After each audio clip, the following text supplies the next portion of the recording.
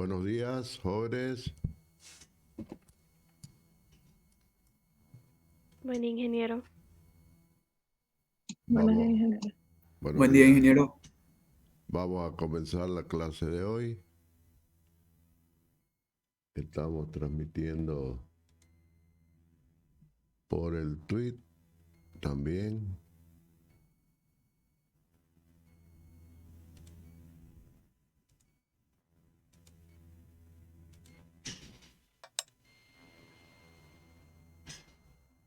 Y también por el Telegram. En el streaming del Telegram ahí pueden abrir y se va a ver también. Por favor, los que se han añadido al grupo de Telegram tienen que poner su nombre y su apellido. Aquí yo no soy adivino. Los dos tienen que poner. De lo contrario, los elimino ya. Bueno. Entonces, vamos a continuar. Habíamos visto la clase anterior.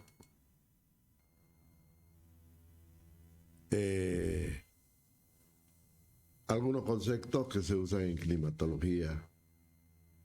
Y como todo, pues todo es energético, todo es movimiento, porque vimos esto que tiene que ver con las épocas del año.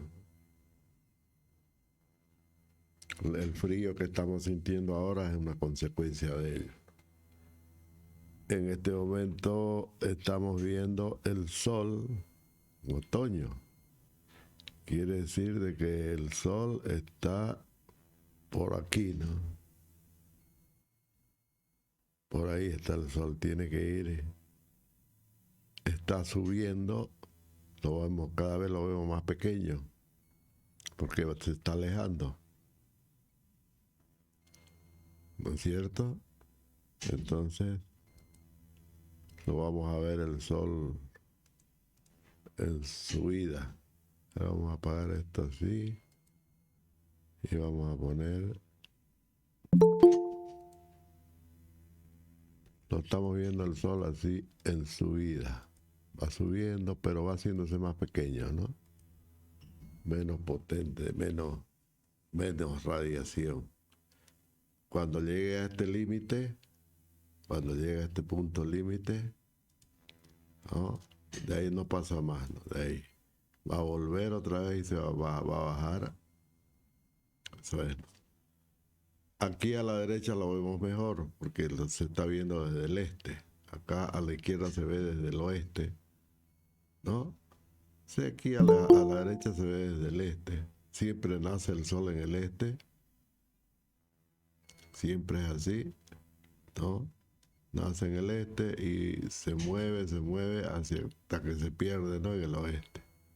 Eso vemos. Así esa es la trayectoria aparente que vemos todos los días, ¿no? Ahora está nublado, no lo vemos, pero seguro que el sol ha aparecido más o menos por aquí, ¿no? Y debe estar, quizás al mediodía, siempre al mediodía está por arriba. Y después empieza a bajar, ¿no? Y así. Ahora que estamos yendo hacia el punto más alto, hacia su elongación máxima, que va a ser el 21 de junio. Esto se puede apreciar de mejor forma en esto que les he preparado aquí. Fíjense, ya entrando en lo que es la geodesia, tenemos aquí una esfera, ¿no? Que es de color celeste, la hemos pintado. ¿Se denomina la esfera celeste? No, es la Tierra. La Tierra es el punto central, ahí como lo ven, de la esfera celeste. ¿Qué es la esfera celeste? Es la representación de todo lo que rodea a la Tierra. Ahí está la Tierra, así como lo ven acá, ¿no? A la Tierra. Ahí está en el centro de la esfera celeste, en la Tierra. Y todo se mueve alrededor de la Tierra. Eso tienen que tener, ese concepto tienen que tenerlo. Aunque obviamente sabemos que no es así, pero para efectos geodésicos lo estudiamos así. ¿Ok? ¿No? Entonces, esto que ven aquí, este plano inclinado, ¿ok? Ese plano inclinado se denomina la eclíptica. La eclíptica solar. La eclíptica es la trayectoria del Sol alrededor de la Tierra. ¿No? Cuando está, siempre es inclinada la eclíptica, siempre va a ser inclinada. Hay un ángulo, existe un ángulo de inclinación, ¿no? Entre el ecuador, que es el plano, ya sabemos cuál es el ecuador, pero en este caso de la esfera celeste. La esfera celeste considerémoslo como una ampliación a la esfera de la Tierra, una ampliación infinita, en el infinito, porque tiene radio infinito. Aunque no es así, ¿no? Por la distancia, ¿no? Entonces aquí hay un ángulo entre la eclíptica y el ecuador celeste. Ese es el ángulo que hay entre el eje de la Tierra y su plano alrededor del Sol. Su trayectoria es el mismo ángulo. Entonces siempre hay ese plano que es así, oblicuo, 23 grados aproximadamente, ¿no? Son 23 grados aproximadamente. Es el ángulo de inclinación de la eclíptica con el ecuador celeste. Y eso que ven en la esfera celeste. Para estudios de geodesias, todas las estrellas están pegadas en la esfera celeste, ¿no? En la superficie de la esfera celeste están todas las estrellas. Entonces cualquier observador pues mira, ¿no es cierto?, las estrellas y puede medir cualquier ángulo. Entonces a partir de ese concepto nosotros podemos ubicar desde la Tierra cualquier punto haciendo una triangulación esférica, ¿no?, con la esfera celeste. Y ya está, podemos ubicarnos exactamente en cualquier momento, ir a ese punto y regresar. En realidad este es el principio que usan los satélites. Ahí estaba, ¿no? El ángulo recién. Este es el ángulo que hay entre la eclíptica y el ecuador, que es entre el eje de la Tierra y su plano de trayectoria alrededor del Sol. Entonces se puede ver que el Sol se mueve. Arriba es el hemisferio del norte y abajo es el sur, lógico, ¿no? Entonces cuando se mueve y llega a ese punto límite. Por eso hay un punto que les decía, ¿no? La elongación máxima, el Sol no se va más allá. De ahí vuelve otra vez. Y así está, eternamente está el Sol así, ¿no es cierto?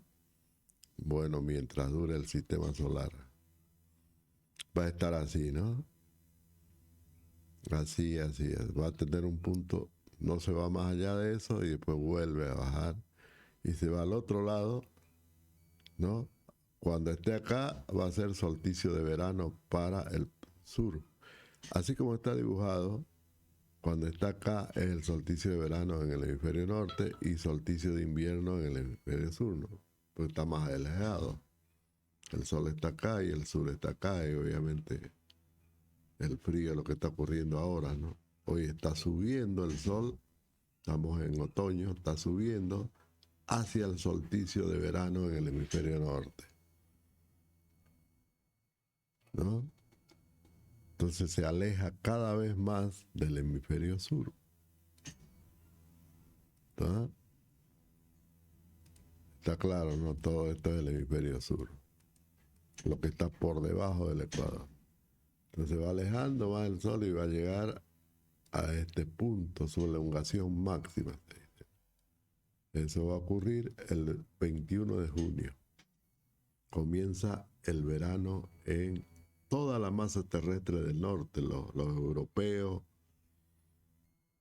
los, los gringos del norte, América del Norte, México, todo eso, ¿no?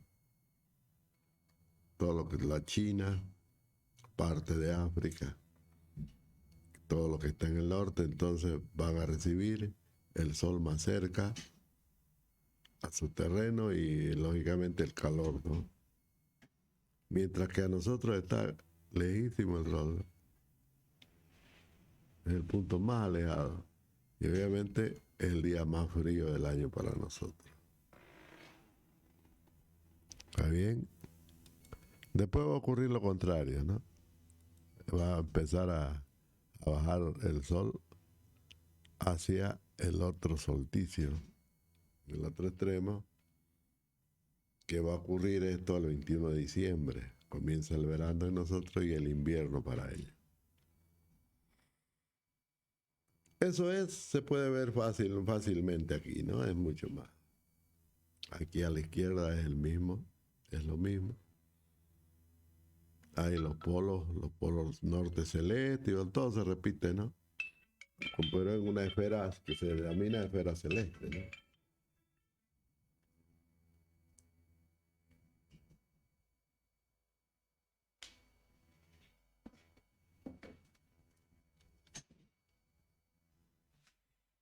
Bien, jóvenes, esto es lo que provoca los cambios. Esto es lo que provoca los cambios climáticos en la Tierra. Pero lógicamente que esto es efecto externo. No podemos cambiarlo. Sabemos que el Sol tiene tres efectos simultáneos sobre nuestro planeta. Tres efectos. Uno es la radiación. Uno es la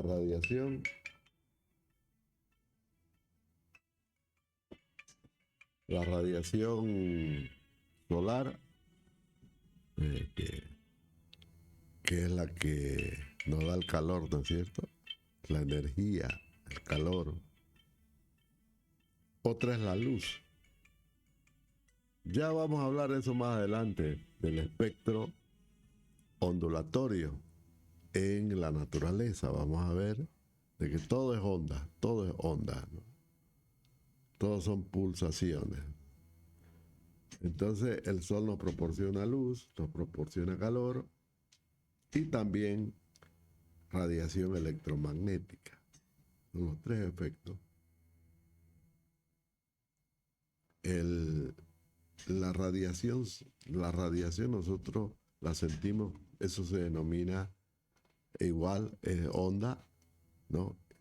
Esa es radiación infrarroja, que no lo podemos ver porque no es lo visible eso, ¿no? Pero igual es radiación, esa es la que proporciona el calor. Entonces la radiación infrarroja es la que nos produce el calor. Ahora el fotón, que es una forma de onda, es la que nos da la luz en todos sus colores, ¿no? Desde el rojo hasta el violeta, ¿no? Del rojo hasta el violeta pasando por todos los colores que vemos, es decir, toda la gama de colores. Ese es el fotón. Y obviamente el fotón es una partícula de luz que dependiendo del color varía la energía. Fíjense, los colores que se acercan al violeta tienen más energía que los que se acercan al rojo. ¿Eh? Es así. Entonces, en la medida en que van cambiando del rojo al violeta, los colores van siendo, los fotones, el fotón de luz. Entonces, ese fotón va a subir. Fíjense que todos los átomos están en su interior, los átomos estoy hablando, ¿no? Están conectados los electrones con el protón del átomo está conectado por un fotón. De ahí que nosotros podemos reconocer, ¿no? A través de observación desde la Tierra, cualquier compuesto en el universo. Podemos saber si en un planeta hay agua, en un planeta de afuera, ¿no? De la Tierra, podemos saber que si hay oxígeno, que qué cosa hay. ¿Por qué? Porque analizamos el espectro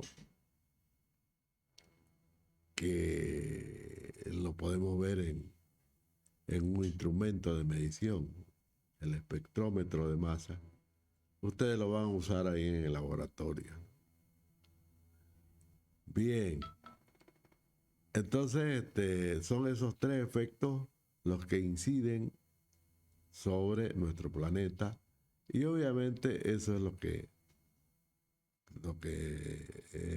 digamos, afecta a las culturas de los pueblos, afecta todo, absolutamente todo. Sin eso no hay vida en la Tierra y sin eso no habría cultura, tampoco habría nada de lo que estamos viendo ahora, ¿no? Todo se origina precisamente por eso. Y eso asociado lógicamente a los movimientos planetarios. Pues no nos olvidemos que todo el sistema solar en su conjunto, todo nuestro sistema solar, forma parte de otro sistema mucho más grande, inmenso, que es la Vía Láctea, ¿no? Entonces la Tierra está girando alrededor de un agujero negro en plena Vía Láctea. El centro de una Vía Láctea siempre es un agujero negro. Ahí todas las galaxias se originan ahí. ¿Eh?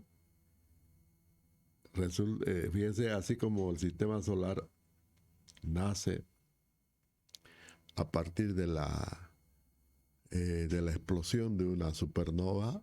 Una supernova es una estrella gigante, inmensa, con mucha energía, con muchísima energía concentrada. Entonces llega un momento en que no aguanta y explota, ¿no? Y ahí aparecen otras estrellas más pequeñas.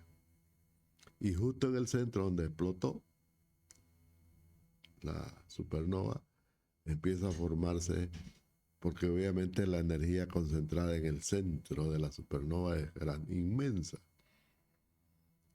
Se dice que se concentra ahí la gravedad de esa. Eso es lo que forma el agujero negro. Y alrededor de las estrellas, bueno, de esa supernova gigante, inmensa, que son pocas las que, no, son pocas, son millones, pero pocas las que conocemos, ¿no? Hay más galaxias en el universo que estrellas, así se dice. Y cada galaxia ha sido formada por una supernova. Y el caso nuestro no es igual. Entonces, el centro de nuestra galaxia es un agujero negro que es la presencia de una concentración, un punto donde se concentra toda la energía gravitacional de esa estrella que explotó. Por eso es que atrae, ¿no? Por eso es que el agujero negro tiene una gravedad inmensa, inmensa. Era la gravedad que tenía la supernova, que se convirtió en miles de millones de estrellas, y cada estrella pues tiene su planeta y todo y así, ¿no? Esa es la galaxia, esa es la galaxia. Nosotros fuimos hechos así hace 13.000 millones de años. Y obviamente la Tierra, quiero decir el Sol con sus planetas, está girando alrededor de esa galaxia, alrededor de los agujeros negros. Pero claro que estamos lejísimos del agujero negro, lejísimos, casi en el borde de la galaxia estamos nosotros. Pero igual se mueve, se mueve. De modo que nunca un instante, un segundo que de vida en la Tierra ha sido igual. Jamás. Ni va a ser igual. ¿No? ¿Por qué no va a ocurrir eso? Porque resulta de que nuestra galaxia también se mueve en el universo. La galaxia se mueve respecto de las otras galaxias. Y se está moviendo alejándose del Big Bang. ¿Sí?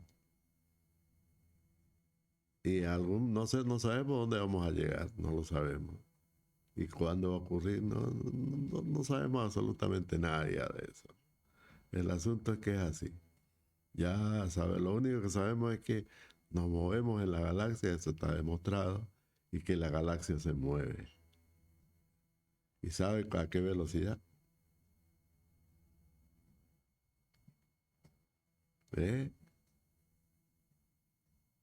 Solamente el Sol alrededor de la galaxia se mueve a más de 30.000 kilómetros por segundo.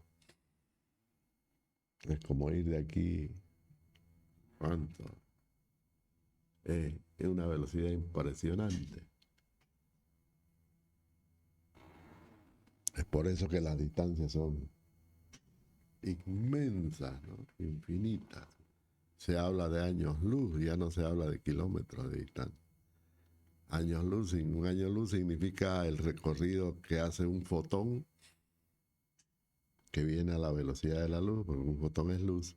El recorrido de un fotón durante un año. ¿Cuántos kilómetros recorre un fotón durante un año? Ese es el año luz, ¿no? Y modernamente la NASA y está todo muy avanzado, pues, esto de la astronomía moderna, que obviamente adelante de toda la investigación está la NASA de los Estados Unidos.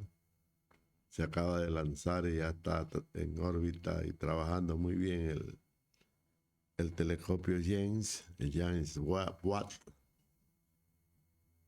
en homenaje a James Watt, uno de los grandes investigadores del siglo XVIII.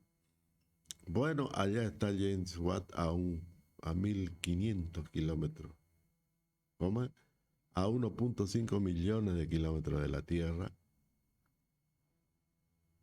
¿No? Ese es en este momento el telescopio más potente que ha podido construir el hombre. Y que va a poder ver eh, hasta ahora el telescopio Hubble, que está más o menos a 500.000, ¿cuánto dice? Sí, un poco más allá de la Luna. Está parqueado allá, observa el universo, pero no va más allá de 2.000 años luz, ¿no?, de distancia, o quizás un poquito más. En cambio, el otro va a llegar a los 14.000 como si nada. Es mucho más potente. Vamos a tener, vamos a poder acceder a otra información que no se conoce pues hasta ahora, ¿no? Bueno, jóvenes, estos fenómenos no los podemos controlar. Como humanos no podemos controlar esto. Solamente los podemos observar. Pero lo que ocurre dentro de la Tierra, algunos de ellos, como es nuestro consumo, podemos controlarlo, ¿no? A raíz decía, del movimiento del Sol, se produce el cambio de época y obviamente viene el movimiento de las aguas en la superficie de la Tierra. Ya sabemos que cuando el Sol lo tenemos a plenitud, comienzan las lluvias, pues lógico, ¿no? Todo se evapora. Todas las aguas se evaporan, todas las aguas superficiales, el mar, etcétera. Ya le explicamos eso, ¿no? Pero podemos hablarlo de nuevo aquí. Vamos a ver dónde está. Les quiero mostrar.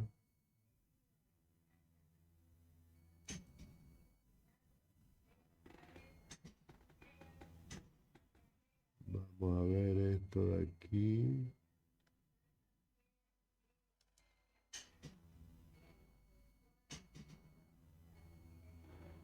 Esto se ve bonito aquí. Sudamérica. En alto relieve se ve la cordillera, ¿no? Más adelante vamos a hablar de suelos y vamos a ver la formación de todo esto. Bueno, ¿qué es lo que nos interesa ver acá? Nos interesa ver la dirección de los vientos. Fíjense de que los vientos, siempre para nosotros los vientos hacen este recorrido. Siempre. Ya que los vientos que vienen del norte y los que vienen del sur es así. ¿No? Entonces aquí se produce, esto que ven a la izquierda es la cordillera de los Andes, ¿no? Eso que se ve, en, se ve bien, ¿no? Como mucho más elevado que los planos donde estamos nosotros. Más o menos Santa Cruz está por aquí. ¿Por dónde está Santa Cruz? La ciudad, vamos a pintarla con rojito. Más o menos está por... Disculpe, ingeniero, Dígame, pero no se ve nada o es solo a mí. es a usted nomás. A ver, a otro. ¿Se ve o no se ve? Se ¿Ah? ve lo que mueve. ¿Se ve, ingeniero? Sí, se ve. Se ve un mapa, Se ¿no? ve, De ingeniero. Sudamérica, ¿no? En alto relieve, ¿no? Como si fuera Sí. un mapa en 3D, ¿no? ¿No es cierto? Santa Cruz más o menos voy a ponerlo con esto. Más o menos está hacia el centro. Ahí. Estamos al borde de los terremotos, pero no nos llegan con frecuencia. El puntito rojo. Entonces lógico pues que los vientos siempre nos van a... ¿no? Por el efecto de la cordillera, los vientos que vienen de acá, que se forman en el Caribe, ¿no? Las masas de... Fíjense que siempre es caliente eso, ¿no? Siempre. No van a encontrar ustedes un día que en el Caribe haga frío. Es un clima bellísimo. Por eso que todo el mundo quiere ir a Cancún, quiere ir a las famosas playas del Caribe, ¿no? Bueno, esas masas de aire vienen así, se chocan con la cordillera y así vuelven así. ¿Está bien? Y cuando es del sur, hacen al revés, ¿no? Vienen de acá y así. Pero siempre los vientos son así. Por lo tanto, las lluvias que tenemos, las fuertes lluvias que se producen, ¿no? Fíjense, deberían ser del Atlántico, que está aquí abajo. Aquí está el Atlántico, toda esta zona de acá. Todo esto es el Atlántico y esto de acá es el Pacífico. Obviamente que del Pacífico no nos llega ni una gota de agua, ni una, ¿no? Le llega a los chilenos, a los peruanos, a sus costas, a ellos les llegará, pero a nosotros no llega ni una cruza la cordillera. Lo que nos llega más es de esta zona de aquí. Esa es la espectacular, todinga esta zona de acá, que es la Amazonía, ¿no? La Amazona, el Amazonas. En realidad no todo, no lo que digamos esto de aquí. Está más claro esto, ¿no? Está más claro, más o menos por aquí es, más o menos así es. Claro, esa zona montañosa, pero no tan alta como la de... Este es el famoso escudo brasilero, lo que tienen a la derecha. Lo que es cerrado y también forma parte de la Amazonía. Son bosques húmedos todo el año, inmensos. Y los ríos caudalosos. Entonces, ese es el lío. Más o menos el Ecuador está por aquí, ¿no? Perú, por aquí está el Ecuador. Entonces, todo esto de acá siempre es caluroso. De ahí para arriba es la famosa zona tropical del norte, que porque tiene más masa de tierra que el sur, mantiene más tiempo el calor, ¿no? Es lo que ocurre en el Caribe y en todas esas zonas que están más o menos a ese paralelo, ¿no? Entonces, fíjense que toda esta zona de acá, bosque húmedo con el sol en cualquier época del año le va a producir grandes lluvias. Obviamente que cuando el sol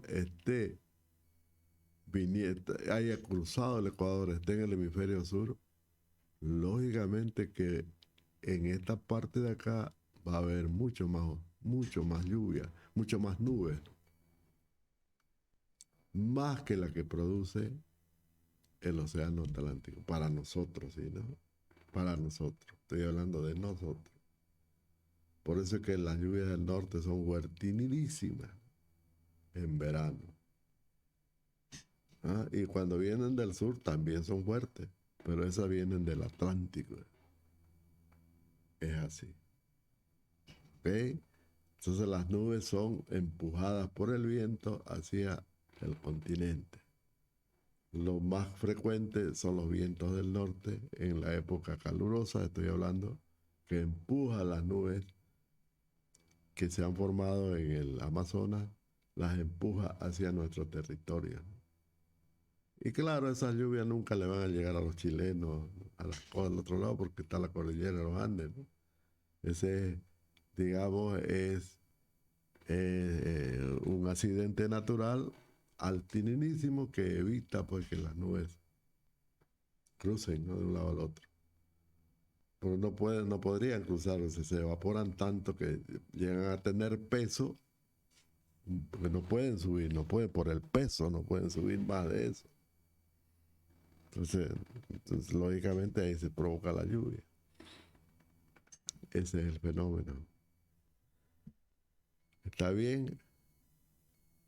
Entonces, eh, ya sabemos que eso va a ocurrir en el verano, en nuestro verano. Y en la medida en que nos acercamos al invierno, comienzan a disminuir las lluvias, ¿no?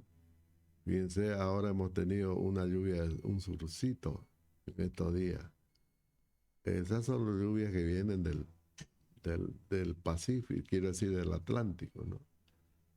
Pero más que producidas por el Atlántico son las mismas nubes de este gran humedal,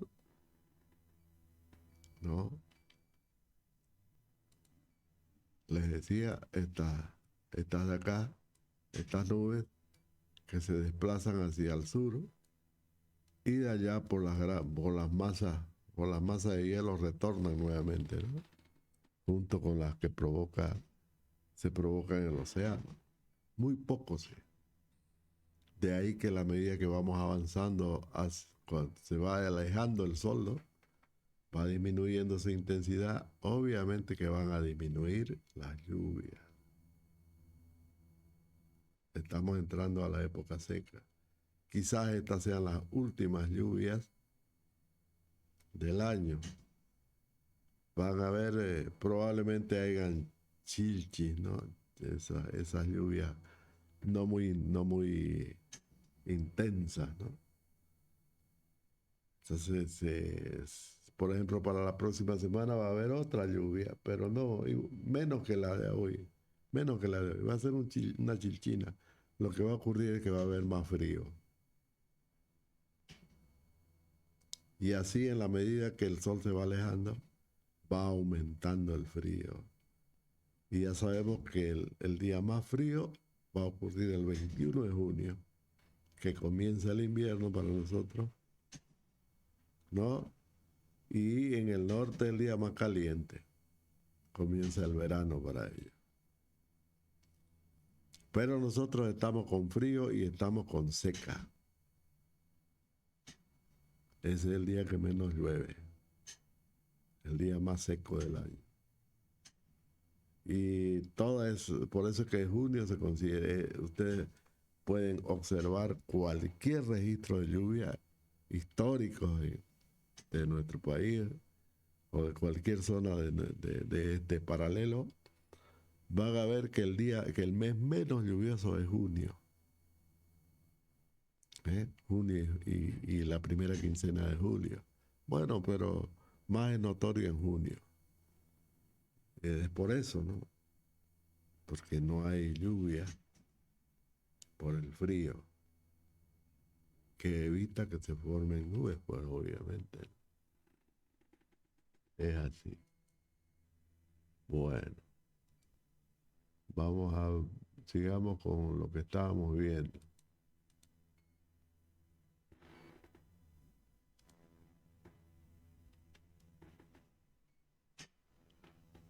Entonces, la lluvia, que ya sabemos ocurre, produce escorrentía superficial. Se desplaza entonces superficialmente sobre la tierra y eso es lo que nosotros llamamos escorrentía. ¿Está bien? Esa escorrentía es la que forma arroyos, los arroyos forman ríos, ¿no? Forman lagunas y finalmente todo escurre hacia el mar. Hay algunas excepciones, vamos a ir viéndolas. ¿Ok? Pero para que ocurra esto tiene que haber necesariamente declives naturales en la Tierra hacia puntos específicos, ¿no? Eso lo podemos mostrar aquí en la pizarra. Voy a mostrarle mi pizarra ahora. Vamos a habilitar.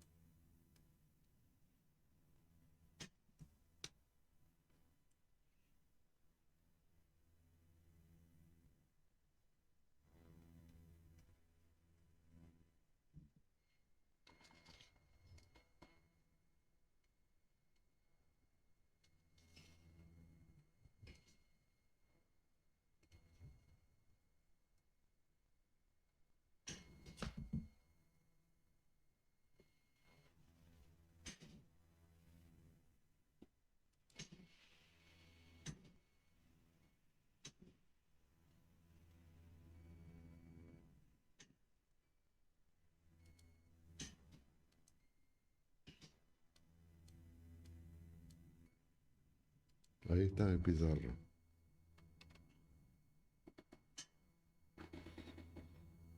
Bueno, les decía que siempre vamos a observar que las aguas se van de arriba hacia abajo. Siempre es así. Por lo tanto hay declives, ¿no? Pero esos declives forman lo que se llama las cuencas. ¿Por qué? A ver, vamos a hacer un dibujito aquí.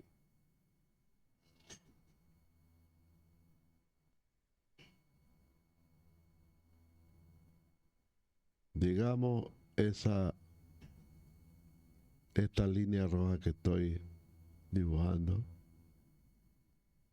representan todas están a la misma altura. Es una curva cerrada, ¿no? Digamos que sea de 1000 metros, que represente 1000 metros sobre el nivel del mar. Todos los puntos de esta curva, todos. Y todos los puntos que están adentro están a menos de 1000 metros. Todos. A menos de 1000 metros. ¿Ok? Entonces quiere decir que el agua que caiga sobre esta zona va a escurrir hacia adentro, ¿no es cierto? Desde esos puntos límites hacia adentro. Esto es lo que se llama una cuenca. Una cuenca. Entonces las aguas van a escurrir por acá, ¿no es cierto? Todas se van hacia los puntos más bajos, eso ya lo sabemos. Y obviamente va formando los cauces. Sí, va formando los cauces, etcétera, ¿no? Así se van formando los cauces.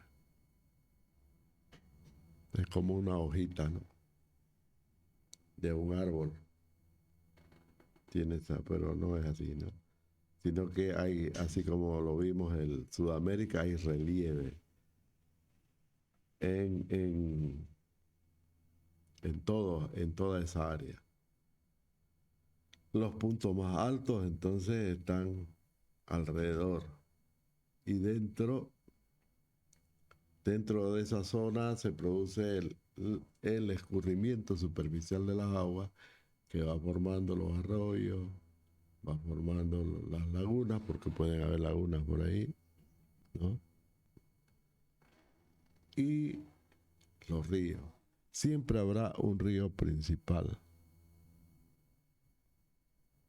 ¿ok? Un cauce principal, por decirlo así.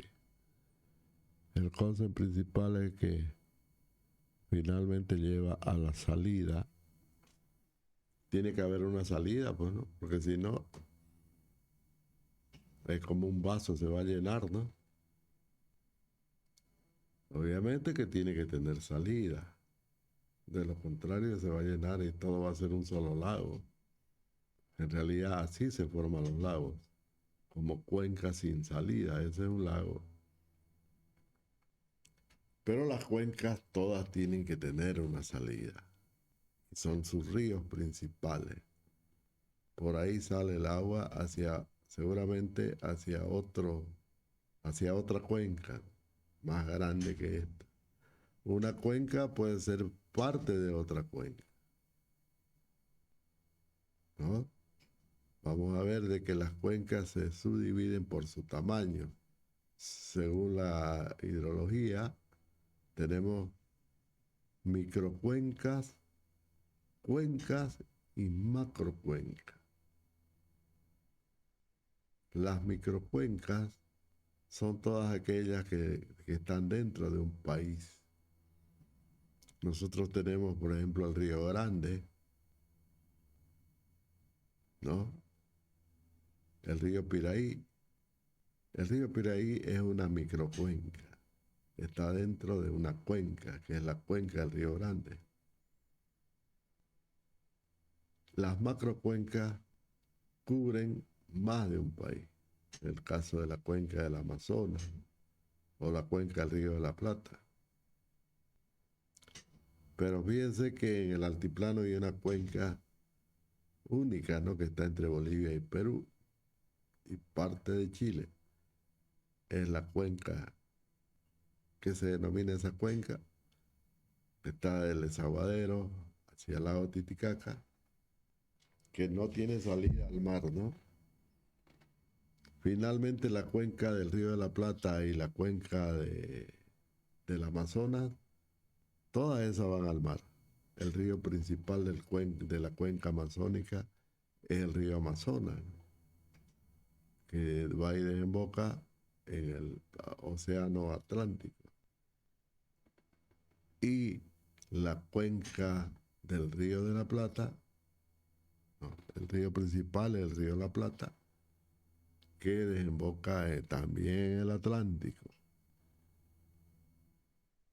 Fíjense, todas las cuencas allá atrás de la cordillera de los Andes, todas esas aguas desembocan en el Pacífico.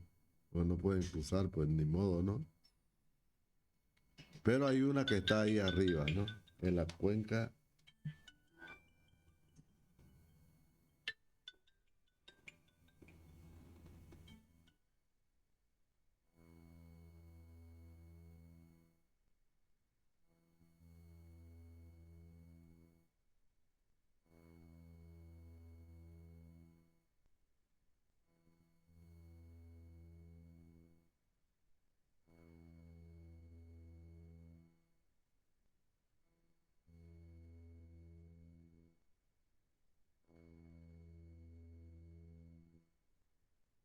Entonces, decíamos que esas son las cuencas, las macrocuencas, ¿no? En el norte tenemos otra que es vecina del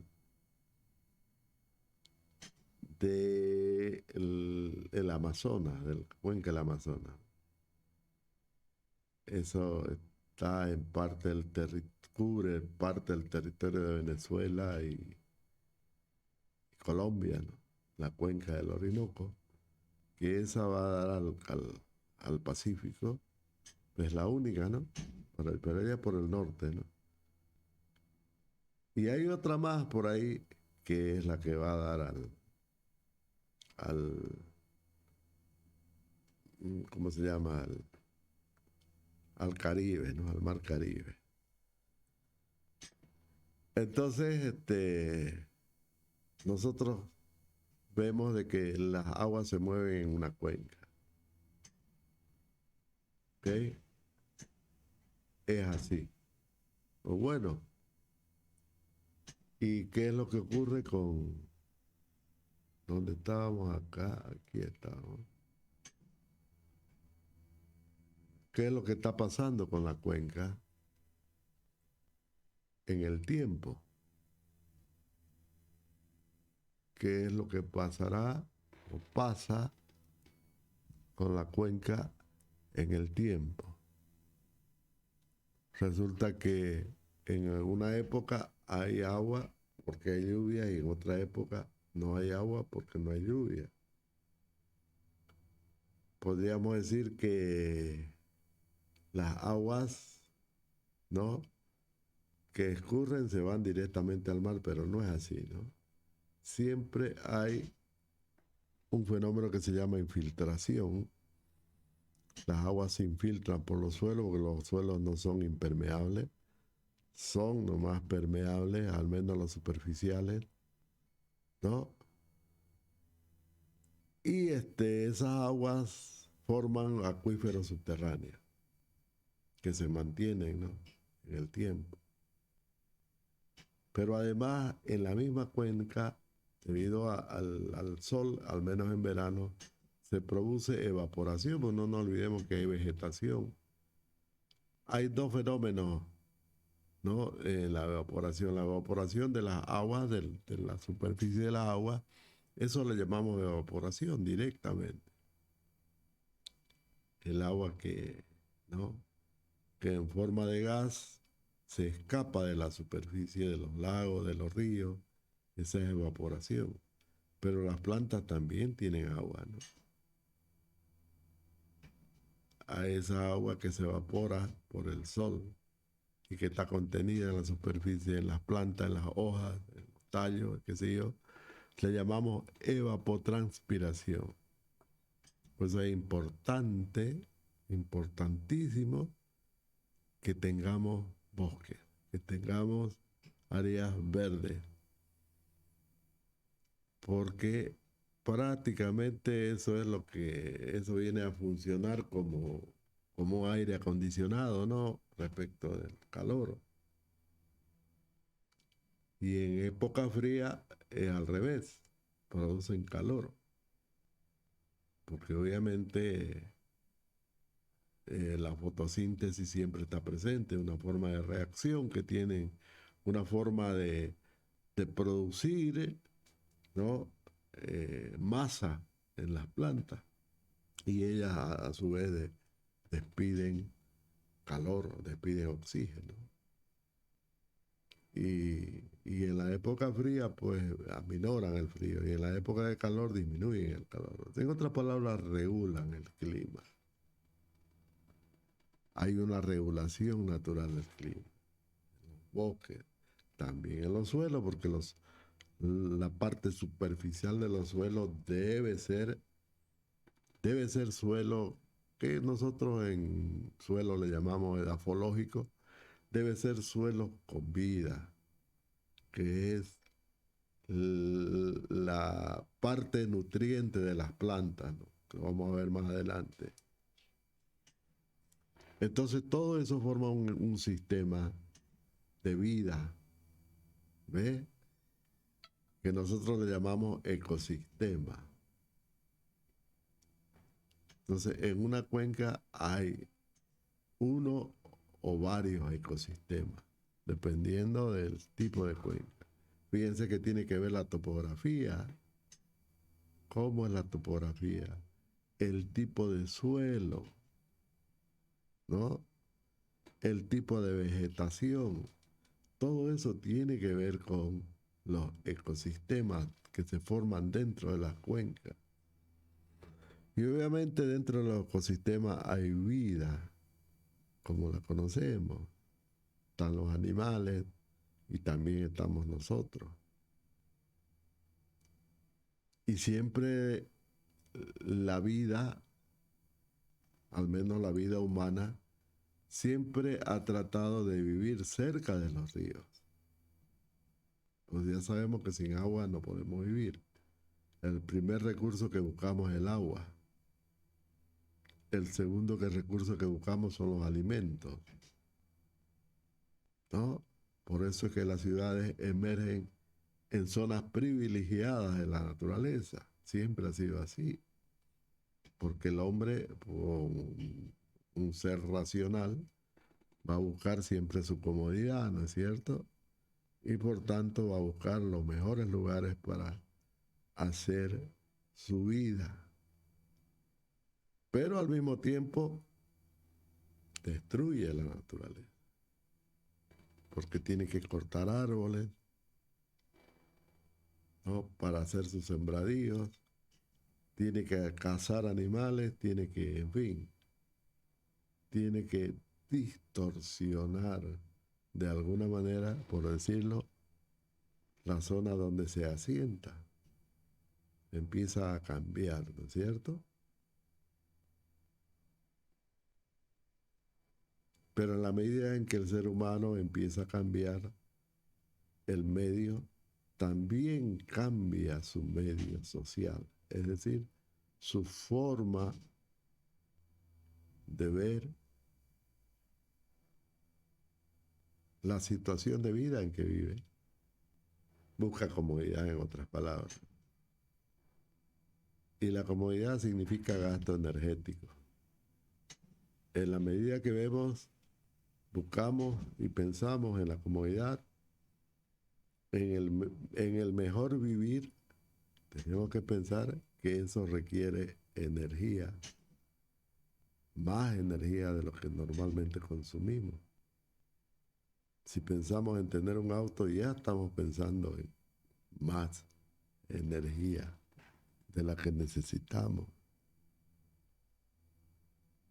Si pensamos en tener heladera, lavadora, televisores, todo en nuestras viviendas,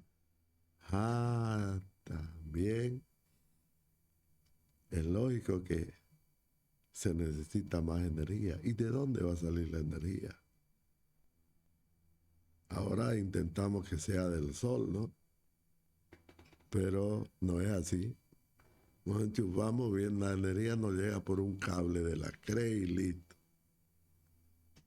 Pero veamos más allá de dónde tiene la CRE la energía.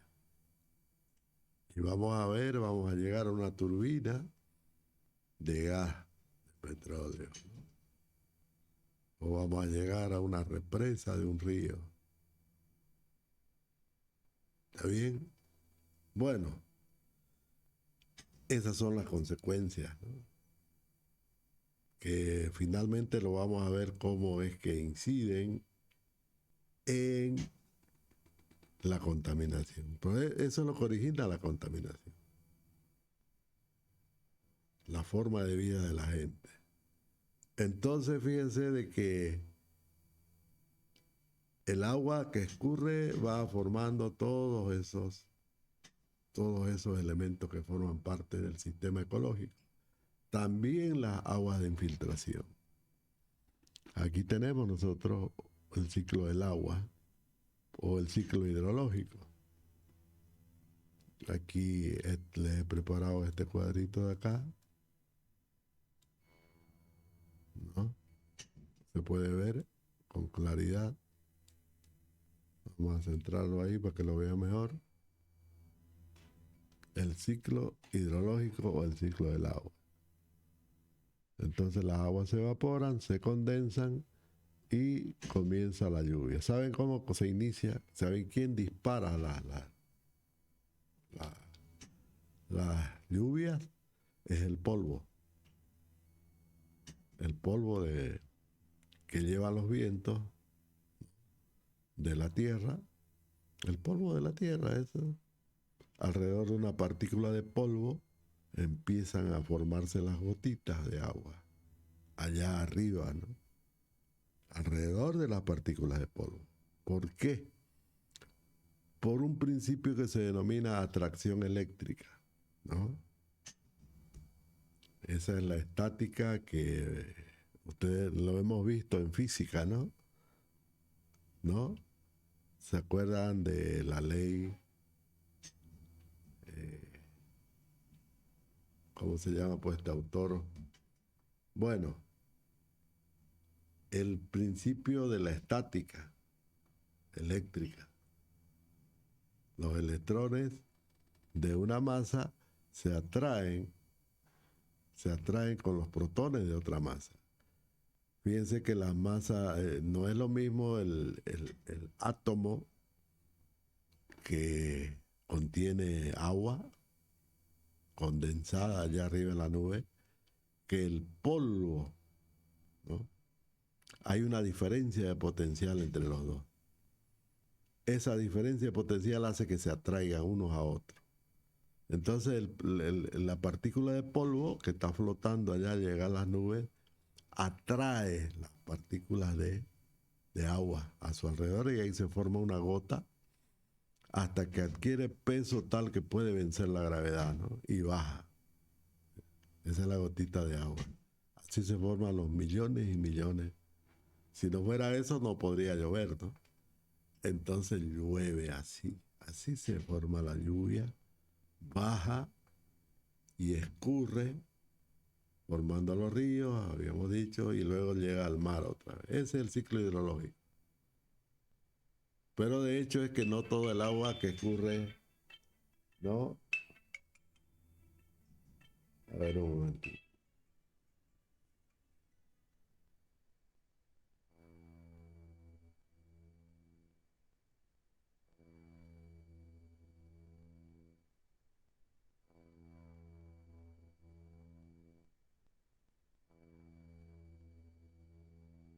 Entonces decíamos que no todo el agua que escurre, la escorrentía, se pierde en el océano, ¿no?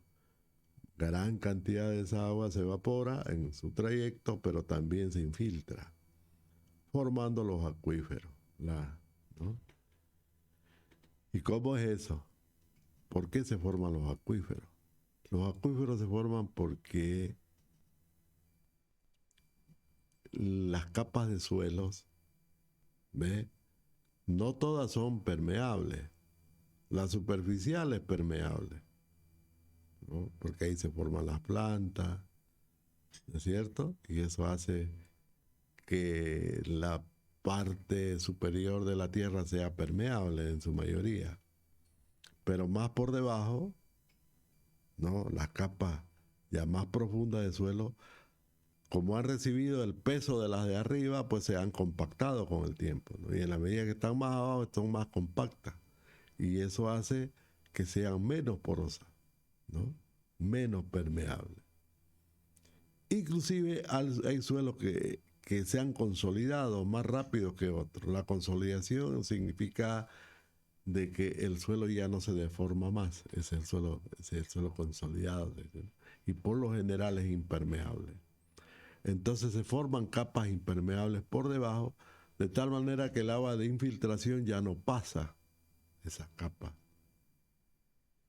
¿no? Y ahí es donde se va formando el acuífero, se va formando.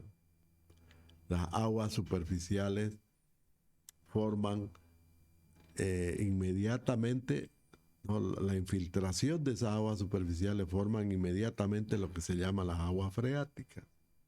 Son aguas contaminadas, altamente contaminadas, porque obviamente corren sobre la superficie contaminada, ¿no? Eso es así. Eso es así. Y no tenemos, no hay posibilidad, ¿no? Aquí lo vamos a mostrar en un dibujito. Tenemos, digamos, la superficie la superficie del suelo. Luego vamos a tener una capa acá de suelo, ¿no? Otra más y así digamos que están formados los suelos. Entonces, cuando hay infiltración de la lluvia, cuando hay infiltración y esta capa de acá es impermeable, el agua pues va a llegar hasta ahí nomás, ¿no es cierto? Y obviamente se va a ir acumulando. De hecho que se va a ir acumulando acá, se va acumulando el agua. Ese nivel de agua que se forma acá arriba se llama nivel freático. Ese es muy variable, ¿no? Eso es así. Pero sin embargo, debajo de esto hay también agua. ¿Y de dónde sale esa agua? Ustedes se preguntarán, ¿de dónde sale esa agua? Esa agua viene de otro lado, ¿no? Y están a grandes profundidades, ¿no? Esas aguas vienen aquí en este dibujo, está explicadito también eso, ¿no? Esas aguas vienen de acá, de la zona de arriba, que se llama zona de recarga de acuífero. Fíjense, se llueve por acá arriba, por acá llueve, ¿no es cierto? Y el agua corre por debajo, formando acuíferos subterráneos. Es agua que no se ha formado por la lluvia en la zona, sino por lluvia arriba, en las zonas de recarga de esos acuíferos que por gravedad va viniendo por debajo y va formando los acuíferos, ¿no? Subterráneos, que son los que usamos después con un pozo, ¿no? Hacemos un pozo y podemos explotar, ¿no? Hacemos un pozo acá y podemos explotar las aguas subterráneas almacenadas. Nosotros, por ejemplo, tomamos agua que viene de la zona del río Piraí, en la falda del río Piraí, en la cuenca alta del río Piraí. El río Piraí tiene 3 cuencas. Se dice así digamos, por la inclinación media, ¿no? Por la pendiente media que tiene el río. El río en realidad tiene 3 pendientes medias, por eso se dice cuenca alta, cuenca media y cuenca baja. Y eso es bien notorio por las características, ¿no?, geológicas del río. Entonces, en la cuenca alta del río Piraí, su cuenca, nosotros le llamamos a todo ese territorio es el Amboró, la serranía del Amboró. Cuando llueve en el Amboró, se recargan los acuíferos nuestros, a muchos kilómetros de distancia. Allá es la recarga natural de los acuíferos que usa Zaguapap. Vean cómo es la figura, ¿no? Y lógicamente que estamos hablando de pozos que están a 300, 350, 400 metros de profundidad. ¿Está bien? Esa es la recarga natural. El agua superficial que se produce aquí en la ciudad, lo llevamos por canales al río Piraí, ¿no es cierto? Pero donde no hay canales, tiene que infiltrarse el agua, ¿no es cierto? Y se infiltra y ve lo que forman las aguas freáticas. Y las aguas freáticas son altamente contaminadas. No son aptas para consumo humano. Quizás para otras cosas, ¿no? Pero no para, a no ser que se le haga, pues, un tratamiento, ¿no? Eso es. Así funciona el ciclo del agua. Vamos a esperar que las aguas subterráneas disminuyan en invierno, ¿no? El problema es que tenemos en este momento es que hay muchos pozos, ¿no? Muchos pozos. Entonces va a llegar un momento en que el caudal que se obtiene de los pozos no va a ser suficiente para el que necesitan los seres que estamos arriba, los seres humanos, con la expansión de la ciudad, ¿no? Y ahí vamos a tener que buscar otra forma de obtener agua potable, ¿no? Quizás recuperando las aguas de las plantas de tratamiento, porque ahí también va con inmensas cantidades de agua no servidas, por supuesto. Hay que reciclar, hay que pensar en reciclar las aguas. Vamos a hablar más adelante de la contaminación de agua y vamos a ver todo eso con detalle, así que no se preocupe. Entonces, cada individuo que nace necesita agua y necesita energía. Y que en la medida que va creciendo necesita más agua y más energía. Además, alimento, por supuesto, ¿no? Entonces, cada individuo que nace necesita energía. Y todos los días nacen. Son más los que nacen que los que mueren. Entonces, hay que pensar en el agua, hay que pensar en el futuro, ¿no? El futuro de nuestros hijos, nuestros nietos, qué irá a pasar con ellos si nosotros no hacemos planes de sostenibilidad, ¿no es cierto?, en el tiempo. No solamente por el agua y por la energía, también por los bosques, por los animalitos, por todo lo que vemos, ¿no? Todo lo que nos brinda la naturaleza. Ahora nosotros lo observamos, los vemos, lo disfrutamos, pero ellos también en el futuro tienen que disfrutarlo. Por lo tanto, necesitamos nomás ahora hacer, ¿no?, planes sostenibles de, eh, de preservación, de la naturaleza.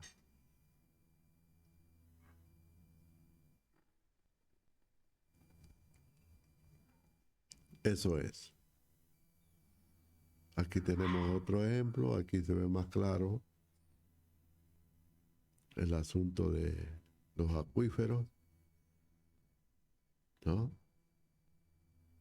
Vean el típico caso, ¿no? Aquí está siempre arriba la zona de recarga, como se puede ver en este gráfico de aquí, en esta imagen, la zona de recarga, ¿no? Y bajan las aguas. Es así. Y acá nosotros las explotamos con pozos, ¿no?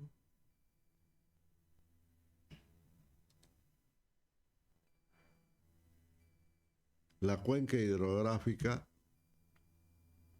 se dice así, a diferencia, ¿cuál es la otra cuenca? ¿Cuál es el otro término que se usa?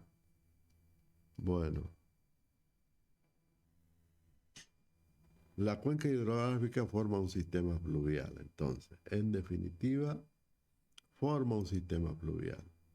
Fluvial significa, se refiere a ríos, ¿no? Fluvial, flujo superficial, es fluvial. Son los ríos, los arroyos, los cuales obviamente sirven para que nosotros obtengamos el agua, pero también produce, habíamos dicho, infiltración, ¿no?, para los acuíferos subterráneos. También se produce, digamos, bueno, líquido esencial para la vida, ¿no?, vital para las plantas y todas las especies. Por eso es que decíamos que se forman en la cuenca ecosistemas, distintos ecosistemas. ¿Por qué distintos ecosistemas? Porque es lógico, pues el suelo no es uniforme en sus componentes, no en toda la cuenca, varía eso. No se olviden que los suelos, cuando hablemos de suelo, vamos a ver cómo se forman los suelos, ¿no? Se forman en el tiempo y sus componentes son distintos. Y de eso es lo que consumen las plantas. Al fin y al cabo, las características de una especie tienen que ver con los micro y los macronutrientes, ¿no? Nosotros acá en el trópico y en los llanos tenemos especies distintas de las altiplanos, ¿no es cierto? O de otras regiones distintas. Es así. Y no podemos traer especies de otro lugar, de un ecosistema a otro, porque lo podemos contaminar. Hay que hacer un estudio de eso. Cuando se migra una especie de un ecosistema a otro ecosistema, hay que analizarla antes de incorporarla, ¿no? Lo que está ocurriendo ahora en Colombia con los hipopótamos, los rinocerontes que trajo un pichicatero, famoso pichicatero, ahora está con problemas, ahorita los colombianos se les está escapando ya de las manos ¿no? El control de esos animalitos que vinieron del África. Entonces, ¿por qué cada vez son más? Pues lógico, ¿no? Y como han sido protegidos, tienen ese problema. No sé cómo le harán a solucionar. Eso es porque se migran especies a un lugar, de un lugar al otro, sin medir consecuencias.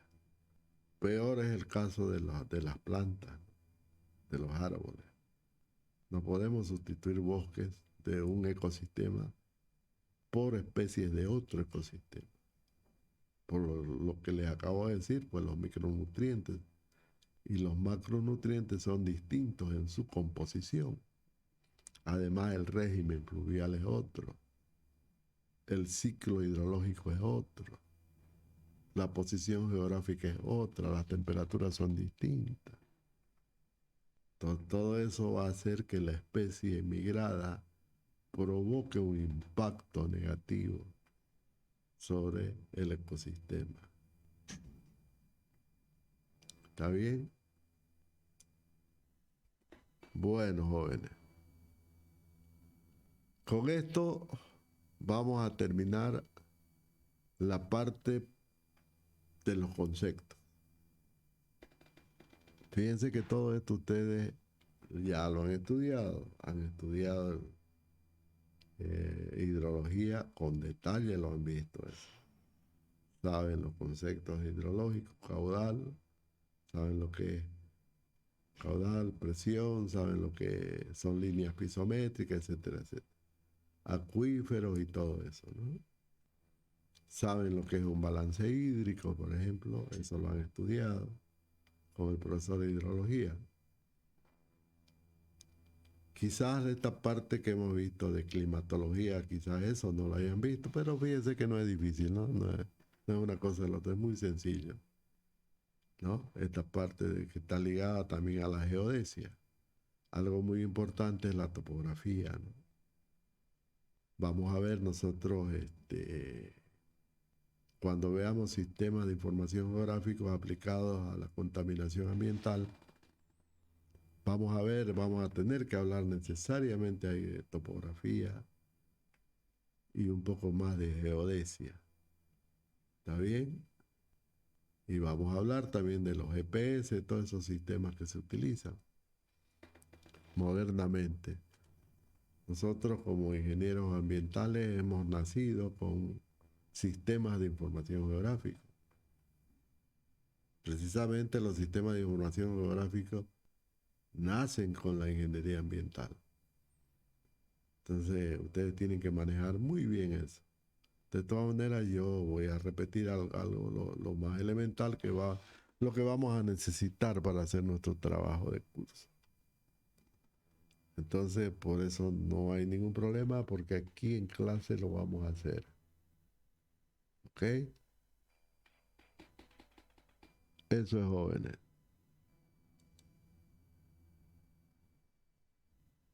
Ya estamos con 1 hora y 20 minutos de clase.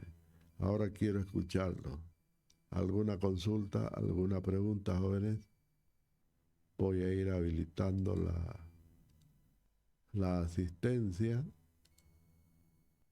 mientras comentan o dicen algo.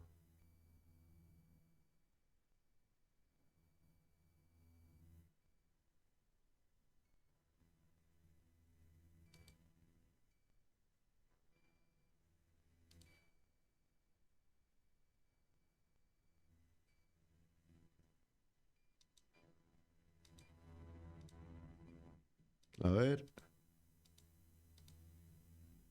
No veo a nadie.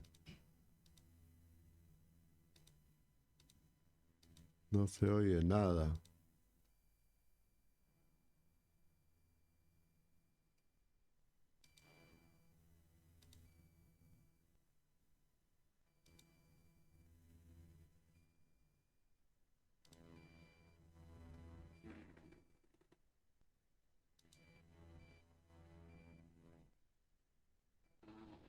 Hoy es 31, el último día de marzo, ¿no?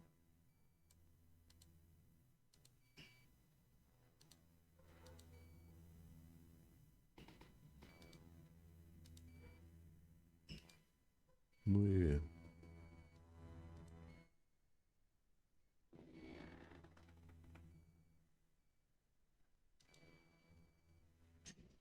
Bien, jóvenes. A partir de este momento pongan su asistencia. Actualicen la página y pueden subir su asistencia.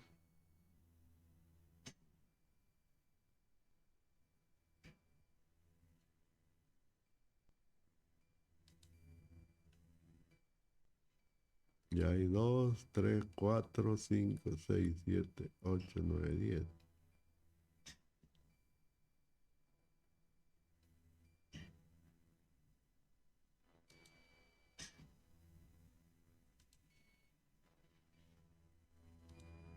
¿Quién más? 1, está.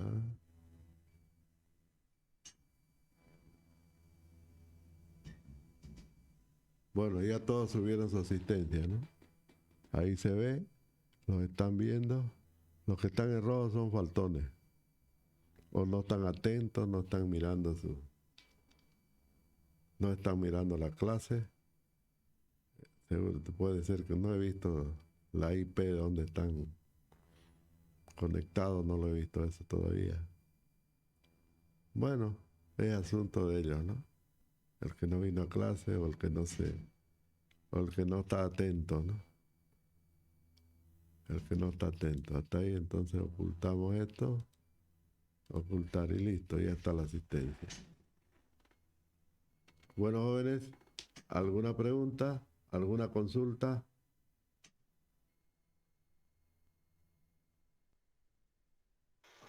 No, ingeniero, todo claro. Está sencillo, ¿no? Muy bien.